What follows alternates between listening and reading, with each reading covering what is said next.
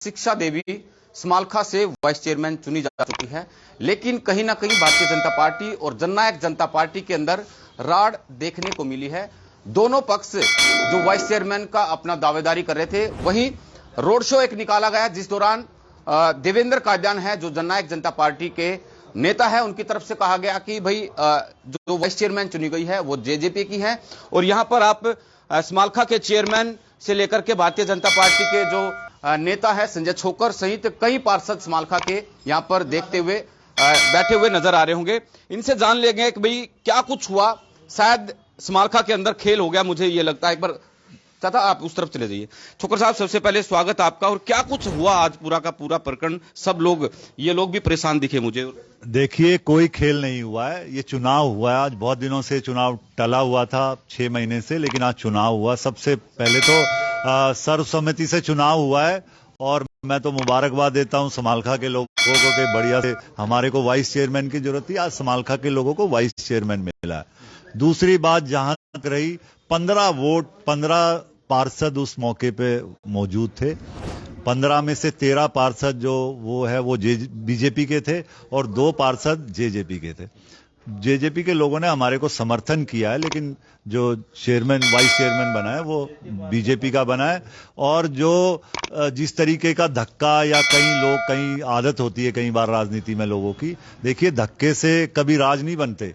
आप अगर यहाँ दूसरे विपक्ष के नेता, आज कांग्रेस के कई नेता घूम रहे हैं जो धक्का करते हैं कि भी हम सरकार लेंगे। दो बार हो गए सरकार आई, दोनों बार खट्टर साहब की लीडरशिप में, बीजेपी की लीडरशिप में दोनों बार चुनाव हुआ। अगर जेजेपी के लोगों को इतना लग रहा है कि धक्का ये धक्का करते हैं इसीलिए तो ये 50-40 सीटों पे से 10 सीटों पे आ गए। और अगर ऐसे ही करते रहेंगे तो अगले चुनाव में इनकी हालत क्या करेंगे लोग। देखिए, धक्का नहीं चलता लोकतंत्र में। चुनाव हुआ है, बढ़िया चुनाव हुआ है, वो धक्के से पटका पहना रहे हैं या उनको जबरदस्ती कर रहे हैं, ये गलत तरीका है। लोकतंत्र में ये नहीं होना चाहिए। आप देखिए, जो जिसको उठा के ले जा रहे हैं सुभाष शर्मा को, वो तो ना पार्षद है और ना ही वो चुनाव हुआ, ना वो चुनाव लड़ा हुआ है। आप ये हमारे साथ में जो सत्य जी जो है, जिनकी घरवाली जो वाइस चेयरमैन बनी है, वो हमारे साथ बैठे हैं। आप इनसे पूछिए, आप उनके बयान की कोई अहमियत ही नहीं है। इनकी वाइफ है जो वाइस चेयरमैन बनी है आज। तो देखिए, शिक्षा देवी के हस्बैंड हमारे साथ मौजूद हैं, सतपाल। सत्य जी, क्या लग रहा है भाई, आपके भाई हैं और देवेंद्र कादियान कह रहे हैं कि वाइस चेयरमैन जननायक जनता पार्टी की बनी है और आप यहां पर बीजेपी के साथ बैठे हुए नजर आ रहे हैं। क्या लगा भी कुछ गड़बड़ हो गई, क्या हुआ? कुछ गड़बड़ नहीं, बीजेपी की बनी है जी। बीजेपी? हाँ जी। फिर वो पटका क्यों पहना दिया देवेंद्र? जबरदस्ती कर दी ना जी। हाँ जी, ऐसा कुछ नहीं है जी। बीजेपी की वाइस चेयरमैन बनी है और साथ उन्होंने भी दिया, 2 पार्षद उनके थे जी। इस वजह तो वे धक्काशाही करके चले गए, नहीं तो बीजेपी के साथ है, बीजेपी के साथ रहेंगे। अब ये नेता हैं भारतीय जनता पार्टी के, जवाबदेही होगी आपकी भी कहीं ना कहीं, तो कुछ ना कुछ अभी इनको कैसे, क्या ये भी परेशान नजर आ रहे? नहीं जी, कोई बात नहीं। हम चलिए, वाइस चेयरमैन हमारे साथ है अशोक कुच्छल। चेयरमैन साहब, फील्डिंग सारी खराब होगी मुझे लग रहा है अंदर की। नहीं, सारे देखो, हमारे जिला अध्यक्ष जी ने सबको भाजपा ज्वाइन की थी। जो भाजपा की टिकट पे जीत के सब पार्षद थे और इसके बाद जो भी पार्षद रह गए थे उन्हों को भाजपा ज्वाइन की गई थी। सब एक हैं। आज सबने बहुत से मिलके भाजपा की पार्टी ने, सरकार ने, सिर्फ एक आदमी है जो जेजेपी का है, 2 नहीं है, 1 है। ये पार्षद पति बैठे हैं, ये हमारे साथ भाजपा के साथ ही हैं और भाजपा के थे। समझ गए मेरी बात को? और आज बात धक्का मुक्की की ये है कि जबरदस्ती करना, चलो अच्छा लगता कि मिठाइयां बांटते, पर पटका डालना मुझे अच्छा नहीं लगा। ये गठबंधन की बात थी, गठबंधन से सरकार दोनों पार्टियों की चल रही है, तो इसमें कुछ ना कुछ तो खटास पैदा होगा जब इस तरह की बातें सामने आएंगी। हालांकि 2024 तक ये गठबंधन आपका, बड़े नेता दोनों कह रहे हैं कि भाई हमारा गठबंधन लगातार जारी रहेगा, पर ये ग्राउंड लेवल पर ये शुरुआत हो चुकी है इस चीज की। देखिए, राजनीति में छोटी मोटी घटनाएं होती रहती हैं। कई बार जो बड़े लेवल के नेता होते हैं वो बड़े उस पे काम सोच पे काम करते हैं, लेकिन ये छोटे कार्यकर्ता जिलों में होते हैं, इनका यही तो पार्टियों को खराब करते हैं। तो मुझे नहीं लगता इससे कोई असर पड़ेगा। आज भी हमारा अलायंस है दोनों का, जेजेपी और बीजेपी की सरकार है हरियाणा में। हमने तो जो हमारे वहां नेता देवेंद्र कादयान जी जेजेपी के आए थे, हमने तो उनको आप भी आ जाइए, खड़े हो जाइए, आप भी सहयोगी हो पार्टी के, तो ऐसा नहीं है। लेकिन अगर वो साथ में खड़े भी हुए, हमारे फोटो भी खींची, सब कुछ हुआ, लेकिन उसके बाद में अगर वो जीप में बैठा के या किसी को जबरदस्ती ले जा रहे, वो अच्छा नहीं लगा। मैं वहां पे देख रहा था, उन्होंने पटका पहराया, आपने वो पटका उतारा जेजेपी का शायद, तो फिर से वो पहना दिया, इनके भाई साहब ने पहना दिया। तो कहीं ना कहीं देखिए, 2 पार्षद सिर्फ यहाँ पर है मेरे ख्याल में जननायक जनता पार्टी के समर्थित है, एक ही है वो मॉडल टाउन से, पर भारी से पड़ गए मुझे लग रहा है वो बीजेपी। नहीं भारी, देखिए बीजेपी और जेजेपी की विचारधारा में, जेजेपी और बीजेपी के नेताओं में यही फर्क है। जो बीजेपी के नेता हैं वो सारे पढ़े लिखे समझदार लोग हैं, वो का ये इस तरह की चीजें नहीं करते। और जेजेपी की हालत क्या है और इन्हें आप दूसरी पार्टियों की हालत क्या है वो आप भी जानते हो। तो ये अपना खुद मैसेज खराब कर रहे हैं। हमें लोगों के सामने, हम लोग नेता हैं, हम पार्टियां सरकार चलाते हैं, हम लोग देखते हैं हमारे को, हमारा किस तरह का व्यवहार है। आप ऐसे छीना झपटी करेंगे, अगर आप जबरदस्ती, मैं देख रहा था कि वो जबरदस्ती पीछे से पटका पहना रहे हैं। अरे पटके से क्या होता है, दिल से जो आदमी जहां पे है वहीं रहता है।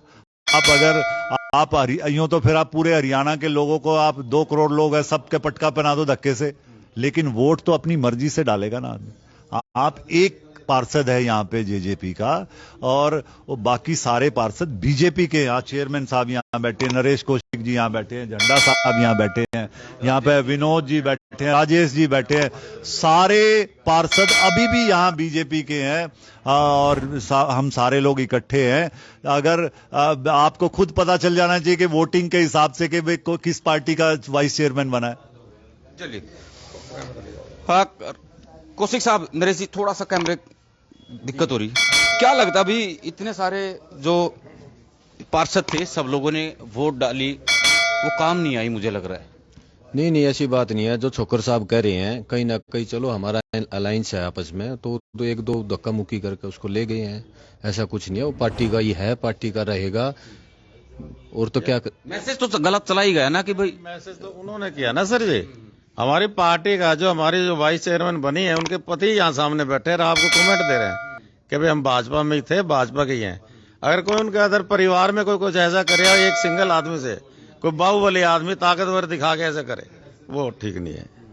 वो मैसेज कर, आप चेयरमैन हो समालखा के, आपको भी नहीं लेके तो रोड शो में आपको भी छोड़ दिया। यही तो बाहुबली कह रहा हूँ आपको।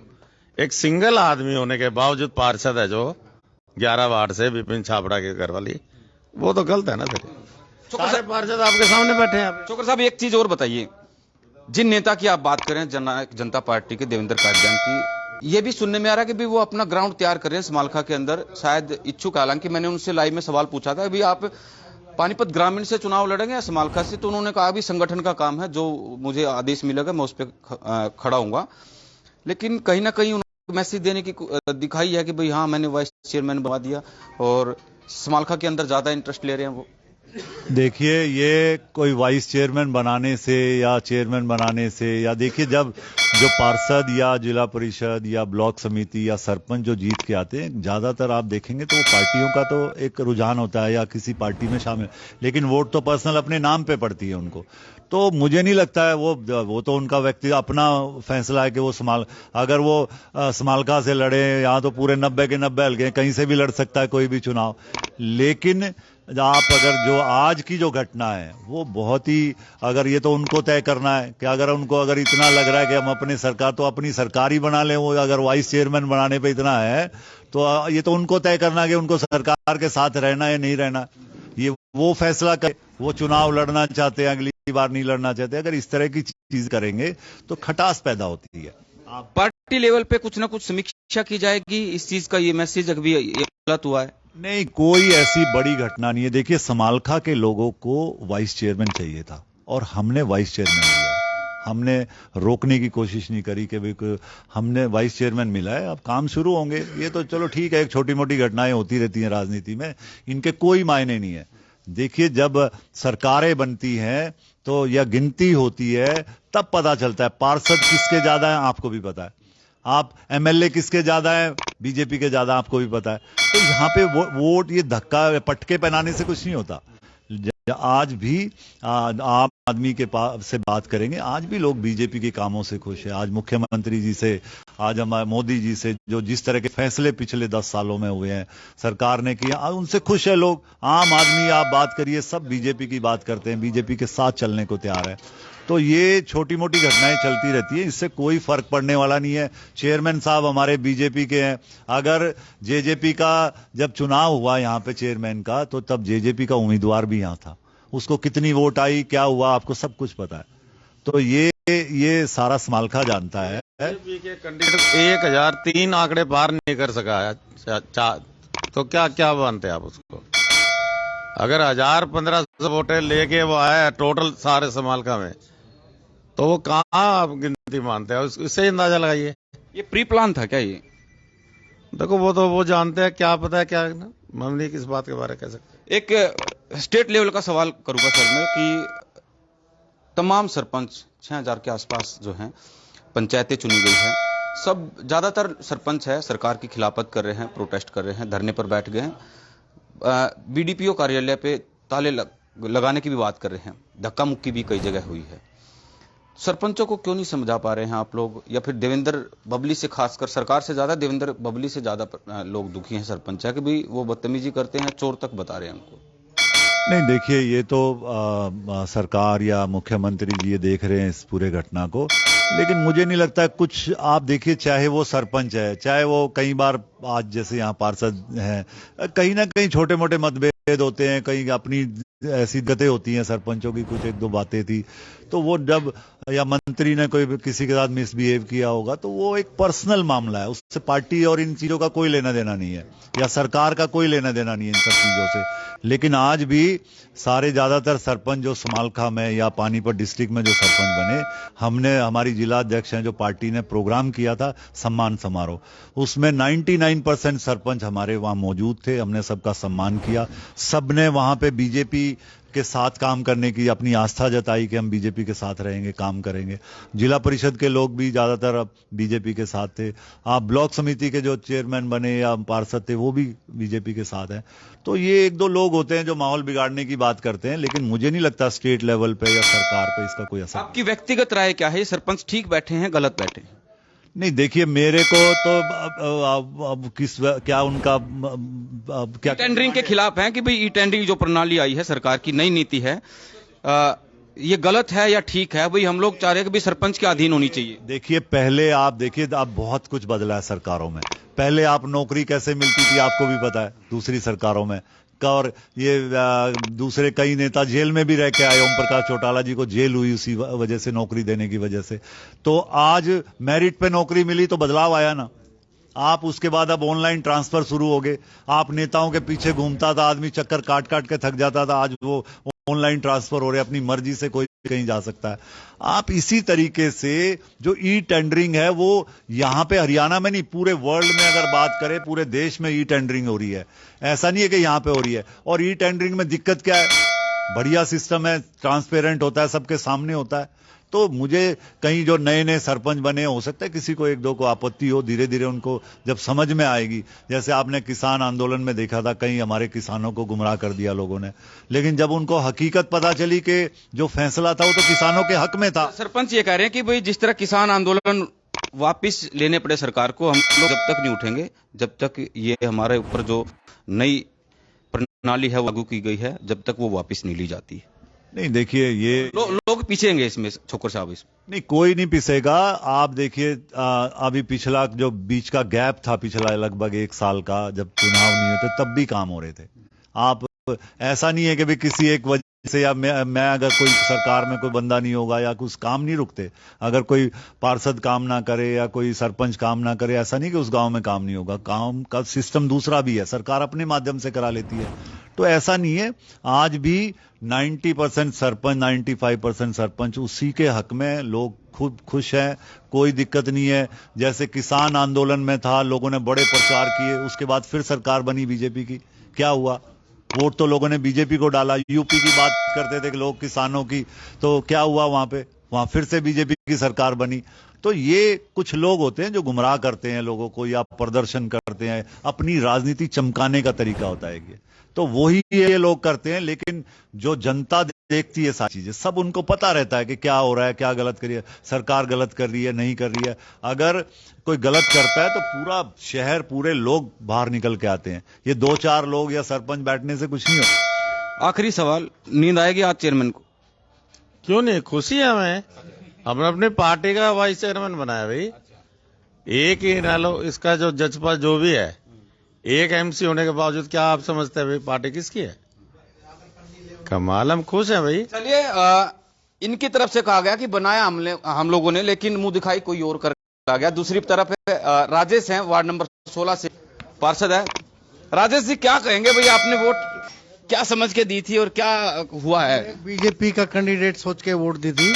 हमारे दिमाग में कोई ऐसी बात नहीं थी भाई ऐसा काम होगा। अब क्या चल रहा है?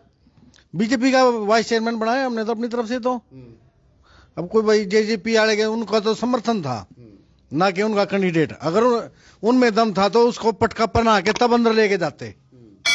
जैसे पटका पहना के बाद में कराया और पहना के पहले ले जाते, तब पता लगता है जेजेपी बीजेपी का। वहां फिर क्या होता? पटका होता तो बीजेपी बनती। वहां एक कैंडिडेट, उसके एक ही वोट थे, एक ही वोट, ओनली फॉर जेजेपी की एक ही वोट ही आती, वो भी विपिन छाबड़ा की मिसेज की, नीतू छाबड़ा।